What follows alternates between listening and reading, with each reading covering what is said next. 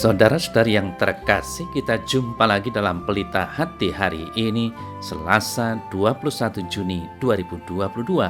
Hari biasa dalam Pekan Biasa yang ke-12, bertepatan dengan peringatan wajib Santo Aloysius Gonzaga, seorang biarawan. Bersama saya Romo Thomas Suratno SC dari Paroki Cilandak, Jakarta Selatan, mendengar dan merenungkan sabda Tuhan, yakni firman Tuhan yang tersurat dalam Injil Matius bab atau pasal 7 ayat 6 dan ayat 12 sampai dengan ayat 14.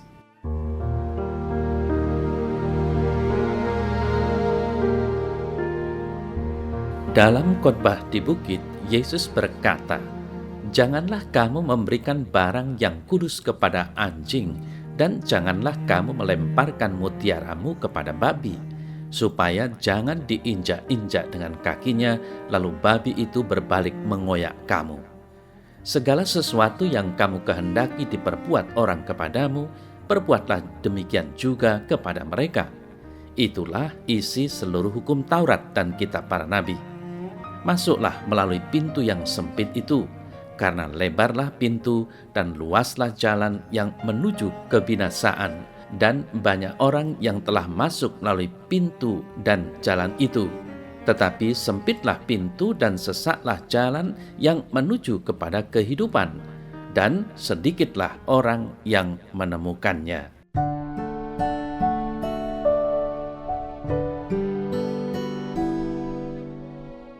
Saudara-saudari yang terkasih, hari ini Tuhan Yesus memperjelas pengajaran di atas bukit dengan sebuah pengajaran yang sederhana.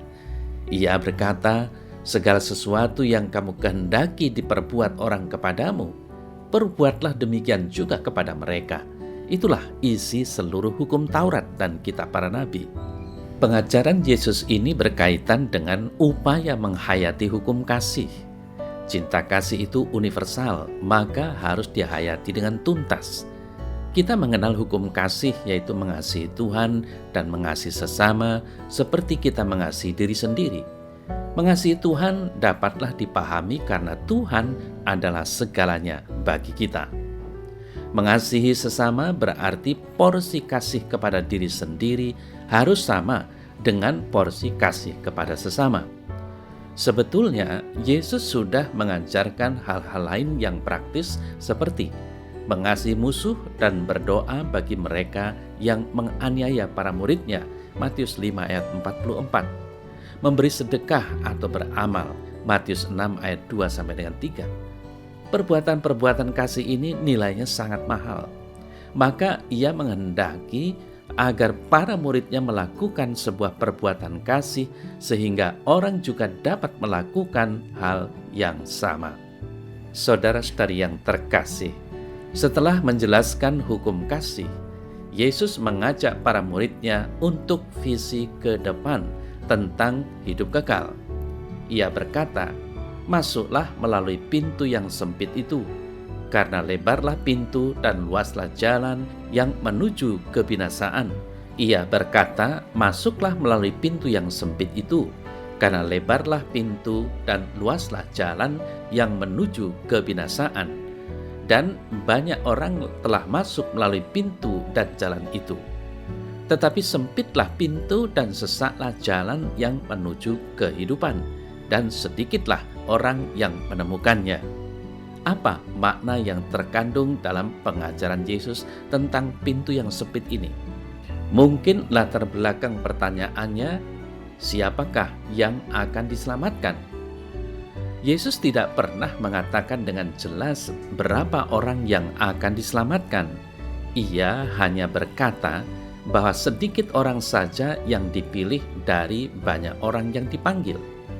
Banyak orang memiliki kesempatan untuk mengenal Yesus, tetapi hanya sedikit saja yang mengasihinya. Banyak orang berbondong-bondong mengikutinya, tetapi hanya sedikit saja yang akan mengalami kekayaan Injili dan menghasilkan banyak buah untuk dirinya dan sesama.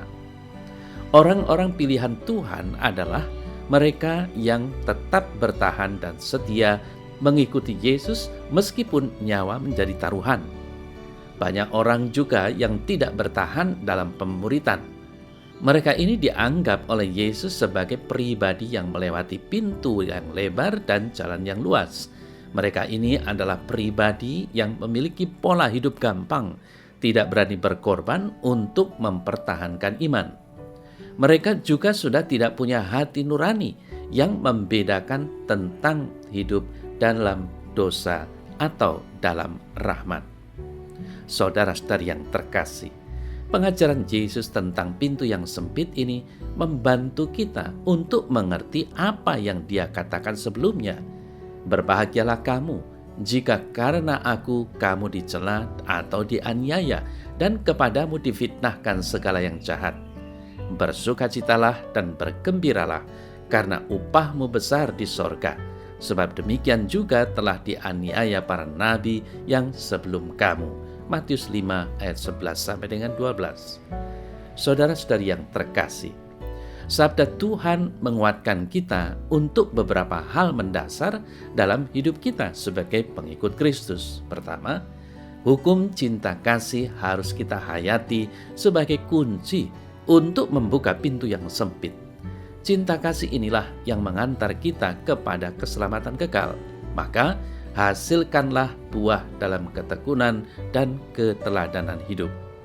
Lalu yang kedua, pintu yang sempit adalah salib dan pengorbanan kita setiap hari dalam mengikuti Yesus.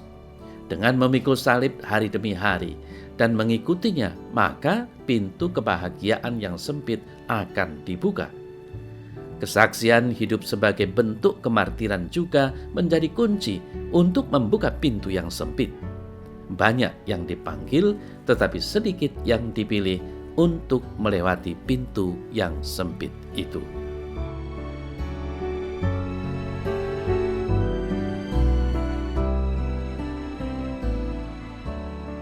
Dalam nama Bapa dan Putra dan Roh Kudus. Amin. Ya Tuhan Yesus, bantulah aku untuk dapat dan layak memasuki pintu yang sempit, yakni pintu keselamatan yang Kau sediakan bagiku. Terpujilah Engkau kini dan sepanjang segala masa. Amin. Semoga Allah yang Maha Kuasa memberkati saudara dalam nama Bapa dan Putra dan Roh Kudus. Amin.